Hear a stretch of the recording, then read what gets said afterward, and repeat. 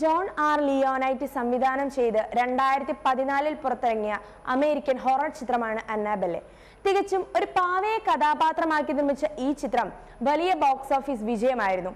വാറൈൻ കപ്പൽ എന്നറിയപ്പെടുന്ന Ed Ain Lorraine Warren 1000-ലധികം പ്രേത കേസുകൾ കൈകാര്യം ചെയ്തിട്ടുണ്ട്.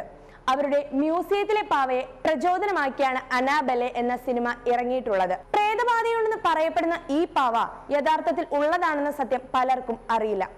സിനിമയിൽ ഭയപ്പെടുത്തുന്ന രീതിയിലാണ് ഈ പാവയെ ചിത്രീകരിച്ചിട്ടുള്ളതെങ്കിലും യഥാർത്ഥത്തിൽ ഈ പാവയെ കാണുമ്പോൾ ആരും ഒന്ന് കൊതിച്ചു പോകും. എഡും ലോറൈനും അവരുടെ നീണ്ട പരീക്ഷണത്തിനൊടുവിൽ പാവയിൽ നിന്ന് പ്രേതത്തെ ഒഴിപ്പിച്ചു എന്നാണ് അറിയാൻ കഴിഞ്ഞത്. ഇന്നും മ്യൂസിയത്തിലിരിക്കുന്ന അന്നാബെല്ലയ്ക്ക് യാഥാർത്ഥ്യത്തിൽ ഒരു കഥയുണ്ട്. ഡോണ എന്ന നഴ്സിംഗ് വിദ്യാർത്ഥിക്ക് പിറന്നാൾ സമ്മാനമായി അമ്മ ഒരു പാവയെ നൽകുന്നു. കിട്ടിയ സമ്മാനത്തിൽ ഡോണ സന്തോഷവതിയായിരുന്നെങ്കിലും പിന്നീട് അത് ഭയാനകരമായ സാഹചര്യങ്ങൾ സൃഷ്ടിക്കുന്നു. അങ്ങനെ അവരൊരു മന്ത്രവാദിയെ വിളിക്കുന്നു.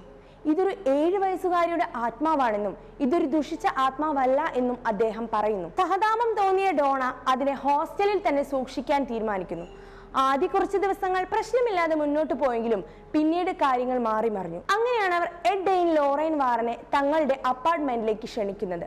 ഈ പാവയെ സൂക്ഷിക്കുന്നിടത്തോളം നിങ്ങളുടെ ജീവന് ആപത്താണെന്നും അവർ അതിനെ കൊണ്ടുപോവുകയും ചെയ്യുന്നു. ഇന്നും അമേരിക്കയിലെ മാൻഡ്രൂലെ വാറൻസ് ഒക്കൾട്ട് മ്യൂസിയത്തിൽ ചെന്നു കഴിഞ്ഞാൽ ഈ പാവയെ നമുക്ക് കാണാൻ സാധിക്കും. ഈ പാവയിൽ നിന്ന് ഇത്തരത്തിലൊരു അനുഭവം ഇപ്പോഴും ഉണ്ടോ എന്ന് ചോദിച്ചാൽ ഈ അടുത്ത കാലത്തായി ഒരു യുവാവും അദ്ദേഹത്തിന്റെ കാമുകിയും ഈ മ്യൂസിയം സന്ദർശിക്കാനെത്തി.